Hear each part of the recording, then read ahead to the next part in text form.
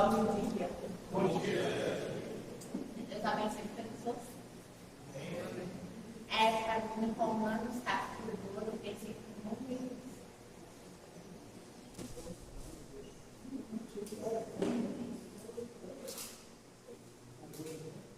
Rogo-vos, pois, irmãos, pela compaixão de Deus, que apresentem os vossos corpos em sacrifício santo e agradável a Deus, que é o vosso culto racional. E não sede conformados com este mundo, mas sede transformados pela renovação do vosso entendimento, para que experimentem qual seja a boa, agradável e perfeita vontade de Deus. Por meio do batismo, nós fizemos uma aliança com Deus. E, através dessa aliança, nós nos tornamos uma nova criatura. Mas, de fato, o que Deus quer para nós? O que Deus quer que nós façamos para Ele? A partir do momento que nós nos tornamos uma nova criatura, as coisas antigas de nossa vida ficam para trás. Essa é a ideia, essa é a lógica. E a partir do momento que nós nos tornamos uma nova criatura, nós vamos deixar o nosso velho homem para trás. E nós vamos nos tornar uma nova criatura em Cristo Jesus. E qual é a vontade que precisa prevalecer? A vontade de Deus em nossas vidas. E não mais as nossas vontades. Os nossos desejos, todos vão ficar para trás. Deus quer de nós uma entrega completa. Corpo, alma e espírito. É o que Deus quer. Que nos entreguemos para Ele. Deus não quer que fiquemos divididos entre os desejos da carne e fazer a vontade dele. Deus não quer isso de nós. Deus quer uma entrega completa. Assim como Cristo entregou a sua vida por nós naquela cruz, e Ele fez um sacrifício perfeito. Ele abriu mão da sua majestade. Ele abriu mão da vontade dele, de tudo que Ele tinha, por amor a cada um de nós. E Deus quer que eu e você também façamos a mesma coisa. Que nós deixemos de lado o nosso velho homem. Que nós possamos de fato manter o foco no caminho reto. Porque antes éramos dominados pelo pecado. E quando Cristo fez o sacrifício dele, e nós aceitamos essa aliança por meio do batismo, nós rompemos com o pecado. E ele não pode fazer mais parte da nossa vida. Mesmo que às vezes as pessoas possam pensar: nossa, mas a carne é fraca. Não. A carne não é fraca. Sua mente aí está querendo falhar. Mas não é fraca. Nós precisamos nos esforçar para manter o nosso foco em Jesus Cristo. Nós precisamos esforçar para que o pecado não domine as nossas vidas. Nós precisamos fazer isso. Eu gostaria que os irmãos abrissem comigo 2 Coríntios, no capítulo 5.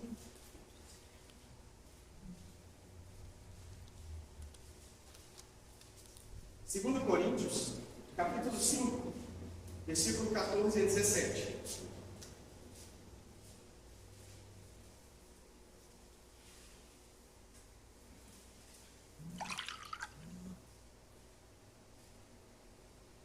Diz assim: sabendo que aquele que ressuscitou o Senhor Jesus também nos ressuscitará com Jesus e nos apresentará.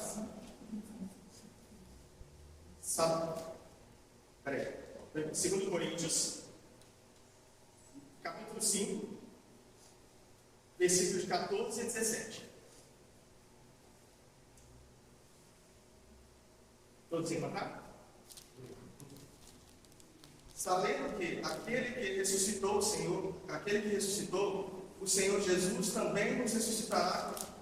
O Senhor também nos ressuscitará com Jesus. Ele nos apresentará convosco, porque todas as coisas existem por amor de vós, para que a graça, multiplicando-se, torna-se abundante as ações de graça por meio de muitos para a glória de Deus. Por isso, não desanimemos, pelo contrário, mesmo que o nosso exterior se corrompa, contudo, o nosso interior se renova dia após dia. O nosso corpo, a nossa alma, vida, tudo precisa ser agradável ao Senhor, precisa louvar e glorificar a Deus. Todas essas coisas precisam fazer isso. Mas, de fato, falando sobre o pecado, como o pecado vai interferir em nossas vidas? Fica muito comum quando eu falo que nós não devemos pecar. Nós não devemos, sair do foco que é Jesus Cristo por meio do pecado. Mas, de fato, que pecados são esses que nos afastam da presença de Deus? O que é que eu preciso tirar da minha vida que me tira da presença de Deus? Às vezes eu acho que mesmo estando aqui, eu posso cometer algumas coisas que Deus vai me perdoar, independente do que eu fizer, pela aliança que eu fiz com Jesus Cristo. Mas de fato não podemos viver a reveria, não podemos viver como o mundo vive, não podemos ser coniventes com os erros que o mundo comete e nós também queremos cometer, achando que não vai ter nenhuma punição para nós. Nós não podemos fazer isso. De fato, nós temos que ficar livre do pecado. Ele de fato não pode fazer mais parte da nossa vida. Mas como assim? Como ficar livre do pecado? Quais pecados são esses? Se eu minto, eu não vou mentir mais, porque eu sei que isso não agrada ao Senhor. Se eu cometo adultério, não vou cometer mais adultério, porque isso não agrada ao Senhor. Se eu uso as coisas para enganar os outros, para passar por cima dos outros, eu não vou fazer isso mais, porque são coisas que não agradam a Deus. Então, todos os tipos de pecado que você imagina, toda prática, toda imoralidade sexual que o homem comete e acha que não tem reflexo nenhum em sua salvação, isso tem reflexo em sua salvação. Isso tem. Nós só vamos conseguir experimentar a boa e perfeita vontade de Deus, aquela que é agradável, se nós começarmos a tirar essas coisas de nossas vidas. Nós só vamos entender o que de fato Deus quer para nós quando nós começarmos a lutar com aquelas coisas que nós achamos que não tem nada a ver. Quando começarmos a lutar contra isso, nós vamos ver a vontade de Deus em nossas vidas. Nós vamos ver de fato o que Ele quer para nós. O jeitinho brasileiro que a gente usa aí sempre para levar vantagem nas coisas. Pensar só no eu, esquecer dos outros. Isso não é a vontade de Deus para nós. Isso não é a vontade de Deus. E são coisas que não podem fazer parte de nossas vidas. São coisas que não podem fazer parte de nossas vidas. Mas como agradar ao Senhor? Como fazer o que Ele quer de fato?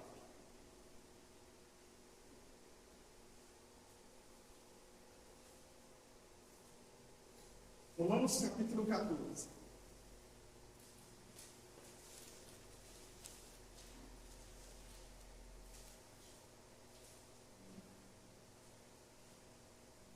A partir do versículo 7.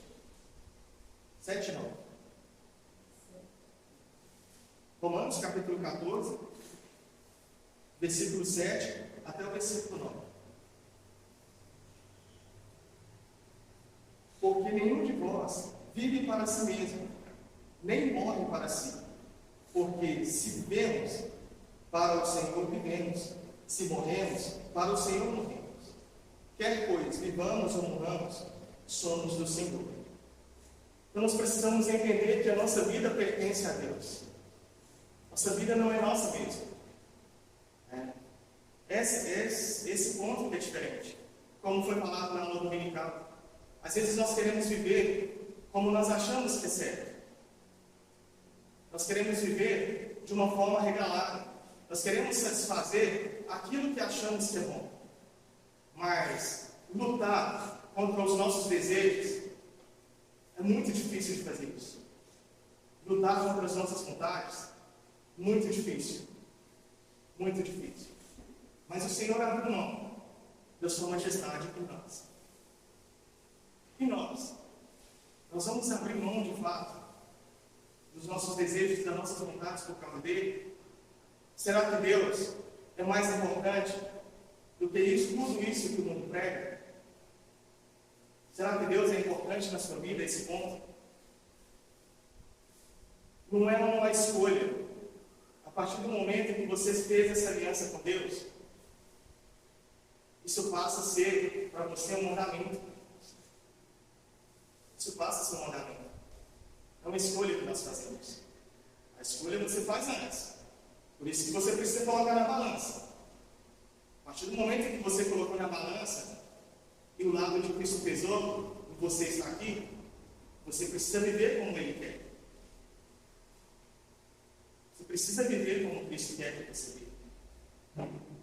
Isso agrada ao Senhor. Isso agrada a Ele. Ele quer de nós uma entrega completa, entrega perfeita. Ele não quer, como dizem as pessoas, um cristão meia-boca. Ele não quer um cristão meia-boca. Ele quer um cristão perfeito também, como ele é. Não usa os jargões da vida para poder viver como você acha que deve viver. Mas saia daqui focado. Dia após dia. Eu preciso vencer o pecado. Eu preciso vencer o pecado. Seja aquele mínimo possível. Eu preciso vencer o pecado. Aquela mentirinha que nós falamos para sair de um problemão, nós estamos pecando contra o nosso Deus.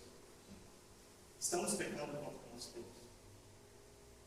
Se nós não somos fortes o suficiente para ser fiel às nossas mulheres, para ser fiel aos maridos, por que casamos? Se nós não estamos dispostos a viver uma vida fiel com o nosso Deus, por que então fizemos uma aliança com Ele? Por que fizemos essa aliança com Deus? Mudança de vida, mudança de destino. Estávamos indo para o inferno. E Deus endireitou as nossas vidas por meio de Jesus Cristo. Entendam isso. Ele endireitou as nossas vidas por meio de Jesus Cristo. Acho que ninguém aqui quer ir para o inferno. Mas se não tivermos postura de cristãos, homens e mulheres, jovens, crianças, verdadeiros adoradores do Senhor, nós vamos continuar para o inferno. A vontade de Deus é que realmente estejamos com corações voltados para Ele, corações mudados de fato. Mas você sente isso?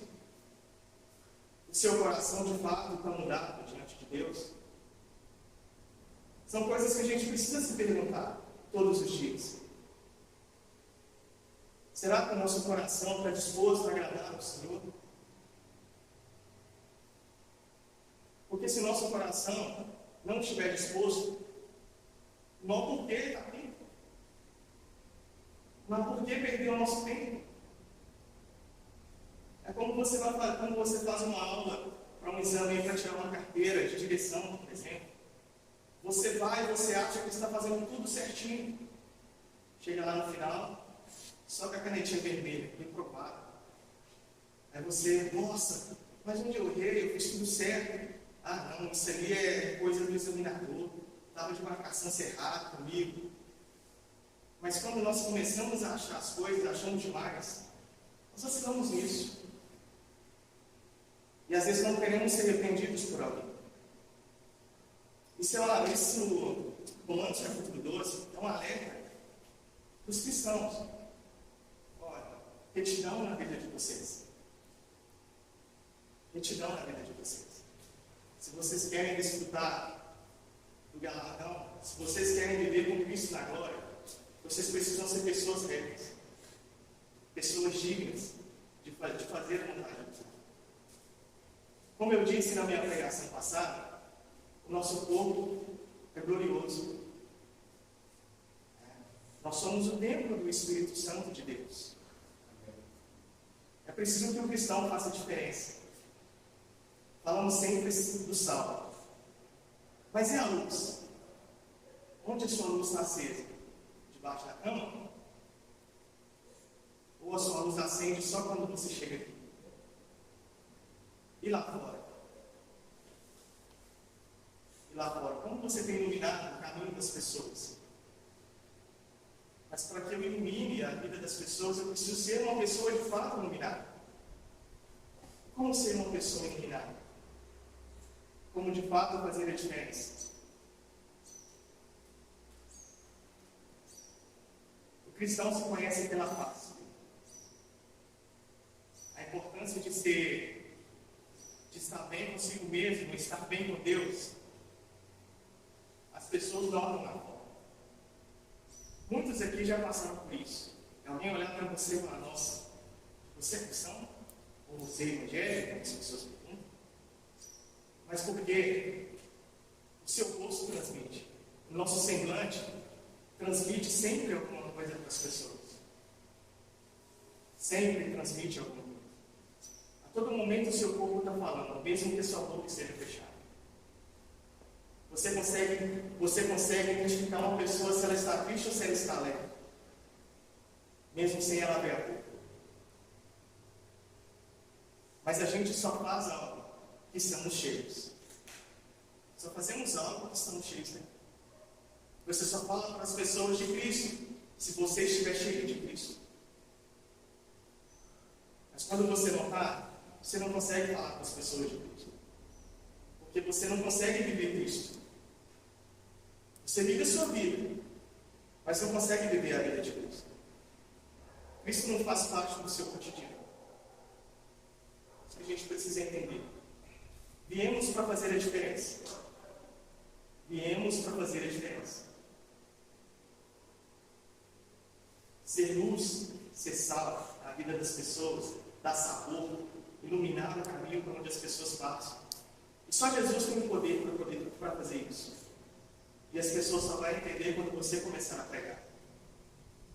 Nós só vamos nos encher do Espírito quando, independente de onde estivermos, começarmos a louvar, a adorar a Deus.